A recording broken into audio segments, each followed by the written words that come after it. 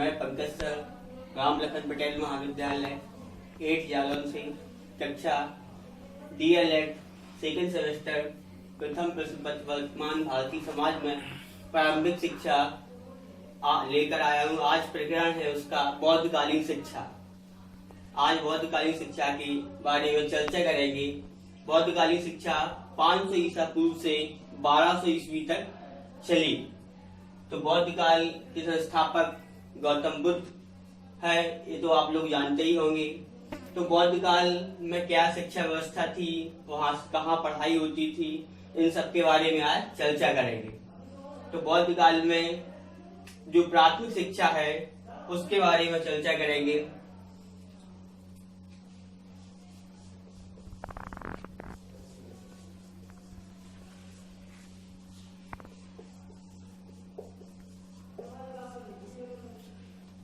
तो बौद्ध काल में प्राथमिक शिक्षा, वैदिक काल में गुरुकुल में प्राथमिक शिक्षा दी जाती थी और बौद्ध काल में जो शिक्षा प्राप्ति का स्थान था वो मठों में था। और बौद्ध काल में एक महत्वपूर्ण विशेषता यह थी कि बौद्ध काल में कोई वर्ण व्यवस्था के आधार पर शिक्षा नहीं दी जाती थी, बल्कि बौद्ध काल में सभी को समान अधिकार था, सभी को समानता थी, सभी धर्म जाति के लोग मठों में शिक्षा प्राप्त कर सकते थे। बौद्ध काल में जो बालक शिक्षा ग्रहण करते थे उनको श्रवण, सामनेर या नव शिष्य कहा जाता था। बौद्ध काल में जो शिक्षक शिक्षा देते थे उनको भिक्षु कहा जाता था और वो मठों में ही रहते थे। आइए विस्तार से समझते हैं। तो बौद्ध काल में जो चीनी यात्री भारत आए थे, हैंसांग, इत्सिंग और फायान, 3 चीनी यात्री भारत आए थे। उन्होंने बताया है कि बौद्ध काल में शिक्षा, प्राथमिक शिक्षा प्रारंभ करने की आयु सीमा 6 से 8 वर्ष के बीच थी। और उन्होंने अपनी एक पुस्तक सिद्धिरस्तु में बताया है कि 6 माह तक, प्रारंभ में 6 माह तक बच्चों को वही पुस्तक का अध्ययन करवाया जाता था। उसमें 49 अक्षर होते थे और उन्हीं का अध्ययन करवाया जाता था। पाली भाषा थी, पाली भाषा। बौद्ध काल में प्रवेश के समय एक संस्कार होता था, उसका नाम था प्रवज्जा संस्कार। प्रवज्जा संस्कार, प्रवज्जा शब्द पाली भाषा का शब्द है। इसका अर्थ होता है बाहर जाना, मतलब घर से बाहर जाना। तो सबसे पहले जब बालक मठों में पहुंचते थे तो प्रवज्जा संस्कार होता था और बालक का दाखिला मठों में हो जाता था और वहीं पर उन्हें रहना पड़ता था। प्रवज्जा संस्कार के बाद फिर उन्हें कुछ श्लोक दिए जाते थे, उनकी वो दीक्षा लेते थे। वो थे बुद्ध शरणं गच्छामि, संघ शरणं गच्छामि, धम्म शरणं गच्छामि। इनका उन्हें पालन करना पड़ता था और अपने गुरुओं का आदर सम्मान करना पड़ता था। और बौद्ध काल में जाहिर सी बात है धर्म का भी प्रचार होता था, धर्म की शिक्षा दी जाती थी और उच्च स्तरीय शिक्षा भी दी जाती थी। बौद्ध काल में लगभग 28 वर्ष तक बालकों को शिक्षा दी जाती थी और जो बालक अगर पढ़ाई पूरी होने के बाद उन्हें अगर शिक्षा देना है, उन्हें अगर भिक्षु बनना है तो वो भिक्षु भी बन सकते, शिक्षा भी दे सकते थे। वैदिक काल में क्या था कि ब्राह्मण वर्ग के ही लोगों को शिक्षा देने का अधिकार था, लेकिन बौद्ध काल में ऐसा कुछ नहीं था। किसी भी वर्ग, जाति, संप्रदाय के लोग भिक्षु बन सकते थे और शिक्षा दे सकते थे। और जब शिक्षा पूरी हो जाती थी तब संस्कार होता था बौद्ध धर्म में, उसका नाम था उपसंपदा संस्कार। उपसंपदा संस्कार होने के बाद बालक अपने घर को प्रस्थान करता था और बौद्ध धर्म का प्रचार प्रसार आगे बढ़ाता था।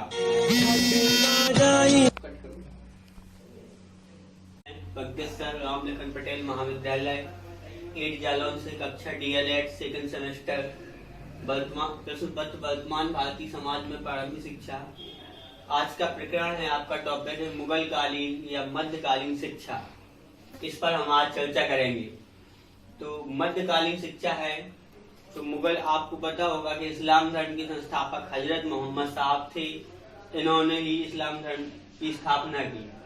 तो मुगल काल की जो सन है वो 1200 से लेके 1700 ईस्वी के बीच में मुगल काल स्थापित हुआ था और यह पूरी तरह से विदेशी प्रणाली थी, शिक्षा प्रणाली।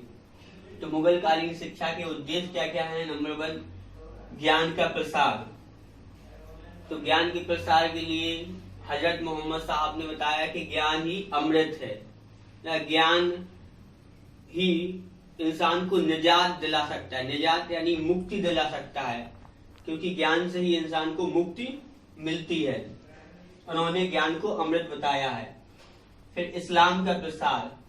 उन्होंने मुगल कालीन शिक्षा का उद्देश्य था कि जब तक हम लोग शिक्षा के माध्यम से अपने धर्म का प्रचार प्रसार नहीं करेंगे, नहीं समझाएंगे, तब तक लोग हमारे धर्म को नहीं समझेंगे। तो उन्होंने इस्लाम का प्रसार किया और धार्मिकता का समावेश। उन्होंने छात्रों में, अपने स्कूलों में, मकतब मदरसों में अपने धर्म का बढ़ावा दिया, समावेश किया, उसी को लेकर वो आगे बढ़े। और चरित्र का निर्माण। हजरत मोहम्मद साहब का कहना था कि शिक्षा के लिए सबसे मुख्य बात है कि बालक के चरित्र का निर्माण सही होना चाहिए, उसमें सही संस्कार डाले जाने चाहिए, तभी चरित्र का निर्माण हो सकता है। इसके बाद में आता है आपका प्रारंभिक शिक्षा। प्रारंभिक शिक्षा इस्लाम धर्म में कैसे शुरू होती है? तो प्रारंभिक शिक्षा में जब शुरू होती थी तो जब एक रस्म होती थी, तो उस रस्म का नाम है बिस्मिल्लाह खानी रस्म। बिस्मिल्लाह खानी रस्म 4 वर्ष 4 माह 4 दिन में शुरू होती थी। जब बालक 4 वर्ष 4 माह 4 दिन का हो जाता था, तब बिस्मिल्लाह खानी रस्म शुरू होती थी। उसके बाद में बालक का प्रवेश मकतब में होता था। मकतब प्राथमिक शिक्षा का मुख्य केंद्र था। मकतब में प्रवेश होता था। उसके बाद में बालकों को कुरान की आयतें और कलमा को रटवाया जाता था और इसी प्रकार उनकी शिक्षा दीक्षा आगे बढ़ती चली जाती थी। और प्रवेश के बाद में उनका पाठ्यक्रम है वो, उसमें अंक गणित, उर्दू को प्रमुखता मिलती थी, अंक गणित और भी शिक्षा दर्शन पढ़ाया जाता था। शिक्षण विधियां कौन कौन सी थी? बंद करो। शिक्षण विधि के अंतर्गत जो मकतबों में प्राथमिक शिक्षा दी जाती थी, उसमें प्रत्यक्ष और शुद्ध उच्चारण करवाया जाता था। जब शुद्ध उच्चारण कर लेते थे तो उनको कलमा और कुरान की आयतें कंठस्थ कराई जाती थी। उसके बाद में सबसे लास्ट में जो उच्च शिक्षा दी जाती थी, वो उच्च शिक्षा मकतब से निकलकर मदरसों में दी जाती थी। और उसके बाद में कलमा